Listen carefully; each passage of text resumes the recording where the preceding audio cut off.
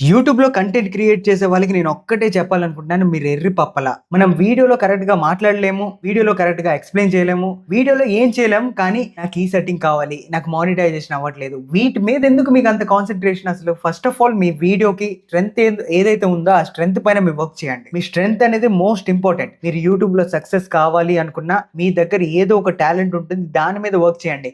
అంతేగాని ఎవరైతే YouTube educators ఉంటారు చూడండి. ఆ యూట్యూబ్ ఎడ్యుకేటర్స్ చెప్పే ఏది చెప్పినా గంగిరెద్దులాగా బుర్రూపేసి వాళ్ళని ఫాలో చేస్తున్నారు చూడండి. అది చాలా చాలా పెద్ద తప్పు. ఒకవేళ నిజంగా మీరు ఫేస్ వీడియోస్‌తో ఒక కెమెరా ముందొచ్చేసి స్ట్రాంగ్‌గా మాట్లాడగలిగే తత్వం మీలో ఉంటే, ఆ టాలెంట్ మీ దాంట్లో ఉంటే ఎవ్వడు మిమ్మల్ని ఆపలేడు. ఒక్కటే గుర్తుపెట్టుకోండి. ఒకవేళ మీరు స్ట్రాంగ్‌గా ఒక యూట్యూబ్ ప్లాట్‌ఫార్మ్‌లో మెయిన్‌గా మనం ఫోకస్ చేయాల్సింది ఏంటి?